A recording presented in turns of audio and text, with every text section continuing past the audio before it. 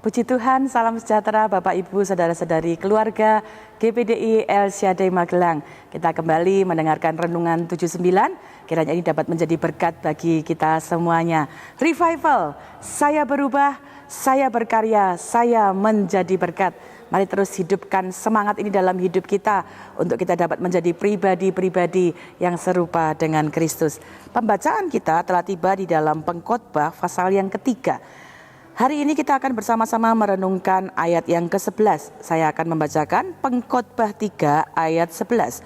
Ia membuat segala sesuatu indah pada waktunya, bahkan ia memberikan kekekalan dalam hati mereka. Tetapi manusia tidak dapat menyelami pekerjaan yang dilakukan Allah dari awal sampai akhir.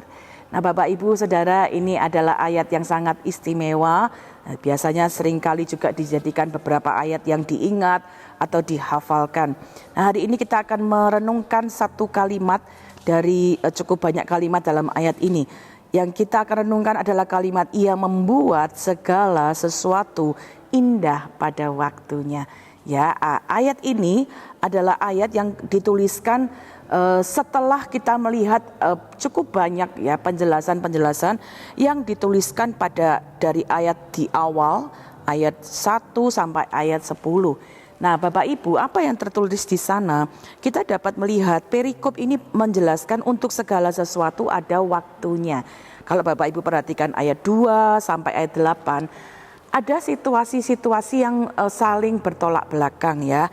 Ada waktu lahir, ada meninggal, ada menanam, ada waktu mencabut, ada waktu untuk menangis, ada waktu untuk tertawa, ada waktu untuk meratap, ada waktu untuk menari. Ini adalah satu gambaran bagaimana kehidupan kita manusia itu punya bagaikan perjalanan yang punya pengalaman yang bisa berganti-ganti, yang bisa berubah, yang bisa kemudian mengalami kejadian-kejadian yang seperti dituliskan di ayat ini.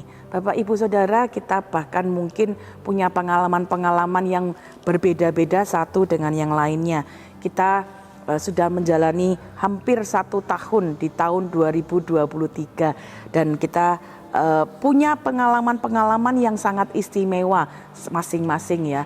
Saya percaya kita pun juga punya pengalaman-pengalaman di mana kita mengalami keberhasilan, kemudian kita mengalami kegagalan, atau kita mengalami sukacita, tapi kemudian kita mengalami duka cita. Dan kita bisa belajar Bapak Ibu, demikianlah hidup yang kita jalani dalam dunia ini. Apa kemudian yang kita bisa renungkan dari ayat ini? Ketika kita mengalami perjalanan yang bisa punya banyak sekali pengalaman yang berbeda-beda. Mari kita melihat ada 2 hal yang kita bisa renungkan yang dituliskan oleh pengkhotbah. Ya, mari kita melihat yang pertama, ia membuat segala sesuatu indah. Jadi Bapak Ibu, mari kita lihat bahwa Tuhan ternyata sanggup ya mengerjakan hal-hal yang indah. Apa yang kita dapat merenungkan dari kalimat ini? Bahwa ketika kita mengalami perjalanan apapun juga ya yang bisa berubah, yang saling bertolak belakang, apapun juga yang kita alami, ingat bahwa kita punya Tuhan yang melihat apa yang kita alami. Tuhan yang sanggup membuat segala sesuatu itu menjadi indah. Ketika kita punya keyakinan dari ayat ini, ia membuat segala sesuatu indah. Ya, ini menarik sekali untuk kemudian menjadi sesuatu yang kita pegang. Bahwa Tuhan melihat keadaan kita, Tuhan melihat situasi kita, baik ketika dalam keadaan yang menyenangkan, baik di dalam keadaan tidak menyenangkan. Artinya kita tidak sendiri. Waktu kita mengalami pergumulan kita, waktu kita mengalami kesulitan kita, waktu kita mengalami sukacita pun, Tuhan ada dan melihat. Artinya kita pun dapat menyadari waktu kita mengalami kesulitan, jangan berputus asa. Kita punya Tuhan yang sanggup membuat segala sesuatu menjadi indah. Ya, kita punya Tuhan yang membuat segala sesuatu dapat kemudian menjadi lebih baik. waktu kita mengalami pergumulan, dalam kesulitan, mari kita datang kepada Tuhan. Tuhan, aku tahu melewati masa-masa ini itu tidak mudah, tetapi aku tidak akan menyerah. Aku tidak akan berputus asa. Aku tidak akan mengeluh. Kenapa? Aku tahu aku punya Tuhan yang sanggup membuat segala sesuatu indah. Perhatikan, Dia sanggup membuat bukan satu hal atau beberapa hal, tetapi segala sesuatu.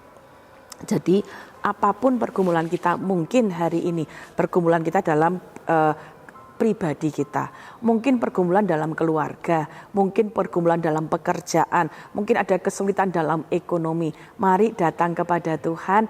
Kita menjalani hidup kita ini dalam Tuhan. Aku ada dalam kesulitan, dalam pergumulan, tapi aku tahu Engkau sanggup membuat segala sesuatu indah. Aku percaya dalam kesulitan pun ketika aku datang kepadamu memohon pertolonganmu, Engkau sanggup mengubahkan segala sesuatu ini menjadi indah.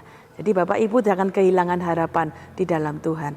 Sebaliknya, kalau kita sedang mengalami sukacita, Bapak Ibu sedang berhasil, sedang diberkati Tuhan, keluarga dalam keadaan baik, usaha kita baik, ingat siapakah yang mengizinkan itu? Dia yang membuat segala sesuatu indah.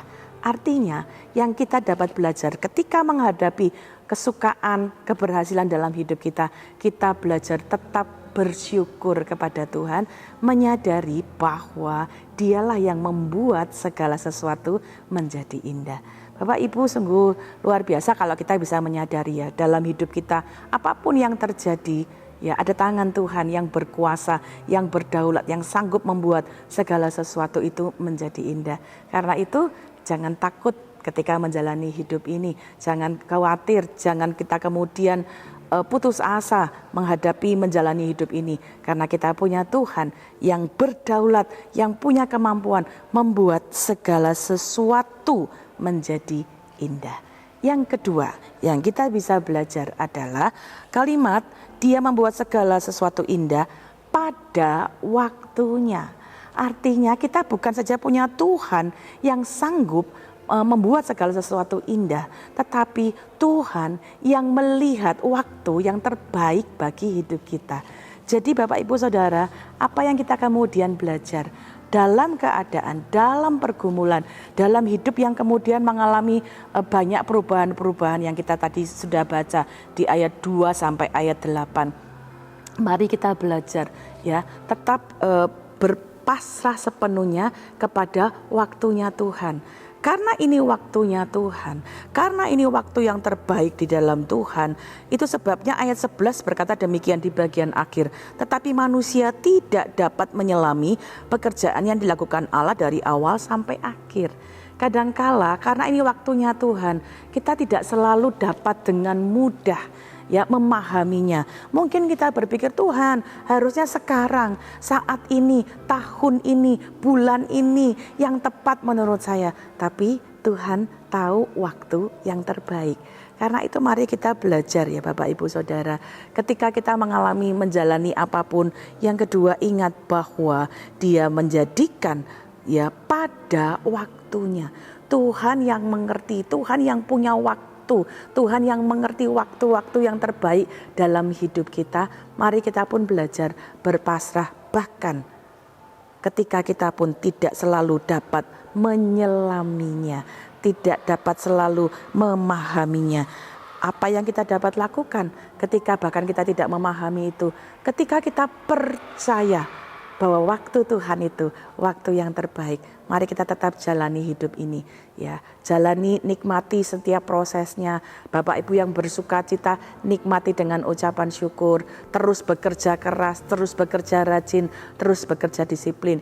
Yang sedang dalam masalah, segera temukan ya akar-akar permasalahan, lalu terus berjuang, terus memperbaiki hidup, sehingga kita pun akan dapat belajar. Kita biasanya ingin masalah kita cepat selesai, tapi Tuhan juga mengajar kita, melatih kita percaya pada waktunya Tuhan, berserah pada waktunya Tuhan, mengikuti prosesnya Tuhan, sehingga kalau kita belajar, kita menyadari Tuhan yang memegang kendali, Tuhan yang punya waktu yang terbaik. Kita dapat menjalani hidup ini, menikmati hidup ini dengan penuh sukacita, dengan penuh hormat kepada Tuhan. Jadi Bapak Ibu, hari ini mari kita belajar. Ia membuat segala sesuatu indah pada waktunya. Ini kiranya menjadi satu hal yang kita pegang teguh. Apapun yang kita hadapi hari ini, ingat ada Tuhan yang sanggup membuat segala sesuatu indah. Kalaupun kita sedang menantikan waktunya, jangan cemas, jangan ingin lebih cepat, jangan cari jalan pintas. Tetap belajar percaya, sabar pada waktunya Tuhan. Kenapa? Karena Ia membuat segala sesuatu indah pada waktunya. Dan kalau kita belajar taat, kita belajar sabar, kita belajar tetap nantikan Tuhan.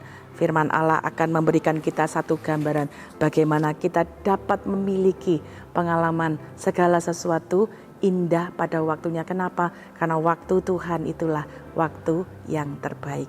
Jadi nikmati setiap proses hidup kita, suka, duka, keberhasilan, kegagalan, apapun yang kita jalani. Nikmati perjalanan kita bersama dengan Tuhan. Puji Tuhan. Terima kasih Bapak Ibu Saudara telah mengikuti Renungan 79. Kiranya dapat menjadi berkat bagi kita semua. Bapak Ibu Saudara yang ingin didoakan untuk pokok doa tertentu atau menceritakan kesaksian, baik mujizat kesembuhan, pemulihan dan lain-lain, dapat menyalurkan melalui chat WhatsApp di nomor 0813 2742 0088. Mari kita berdoa bersama-sama. Bapa, kami mengucap syukur untuk firman-Mu, karena kami tahu Engkau Allah yang memegang hidup kami dalam segala perjalanan kehidupan kami. Kami tahu kami tidak sendiri, kami tahu bahwa Tuhan ada menyertai kami. Meskipun kadangkala ada hal yang kami tidak dapat segera pahami, mengapa itu terjadi, bagaimana itu terjadi. Tapi kami mau belajar Tuhan, menikmati hidup kami dengan penuh ucapan syukur. Dalam keadaan susah atau senang, kami tahu kami ada di dalam kendali Tuhan. Biarlah kami menjalani hidup ini dengan penuh hormat kepada Tuhan yang memegang kedaulatan penuh atas hidup kami. Bahkan kami menjalani sambil mempersiapkan hidup kami ada di dalam kekekalan. Terima kasih Bapa. Kami mengucap syukur untuk kebenaran firman-Mu dalam kehidupan kami. Berkati seluruh keluarga GBDI El Shaddai Magelang, supaya kami terus belajar berserah ke dalam tangan-Mu yang penuh dengan kuasa.